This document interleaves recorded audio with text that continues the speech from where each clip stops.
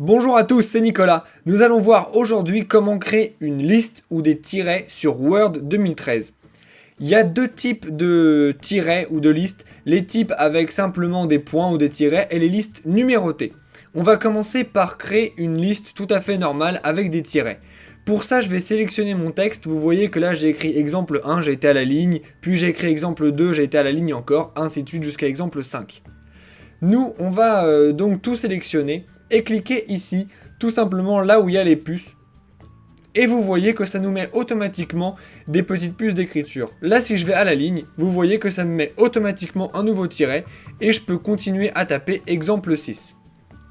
Si j'ai pas envie d'avoir des points ou des tirets et que je préfère avoir des numéros, je n'ai qu'à cliquer tout simplement juste à côté sur la liste numérotée.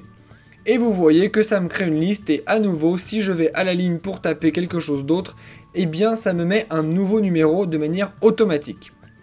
Donc ça c'est la première manière de créer une liste. Vous avez une nouvelle manière de créer une liste, c'est de partir à partir de rien. Faire un tiret tout simplement, puis un espace, et là vous pouvez taper ce que vous voulez. Et vous voyez que Word reconnaît directement que vous avez envie de faire une liste, et vous le compte tout de suite comme une liste avec des puces. Cette liste-là, évidemment, vous pouvez, comme la précédente, la changer.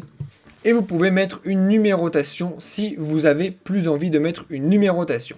Vous savez donc maintenant comment faire des listes ou créer des tirets ou des puces sur Word 2013. Si vous voulez aller plus loin dans la mise en forme des paragraphes, eh bien je vous conseille d'aller dans la description de cette vidéo, car vous avez des liens vers plein d'autres vidéos tuto comme celle-ci. Vous trouverez aussi des liens vers d'autres grandes parties de Word expliquées aussi simplement que dans cette vidéo. Et pour ne rater aucun tuto, abonnez-vous à la chaîne. Si vous voulez nous poser directement vos questions à propos de Word ou d'autres logiciels, vous pouvez laisser un commentaire sur cette vidéo ou nous envoyer un message sur Facebook ou Twitter. Enfin, si vous avez vu une erreur dans cette vidéo ou si ce que je vous ai montré ne fonctionne plus à cause d'une mise à jour ou autre, s'il vous plaît, dites-le nous dans les commentaires, cela nous permettra de pouvoir réactualiser la vidéo. Sur ce, je vous dis à bientôt et n'oubliez pas de vous abonner à la chaîne et de laisser un pouce bleu si ça vous a aidé. Au revoir!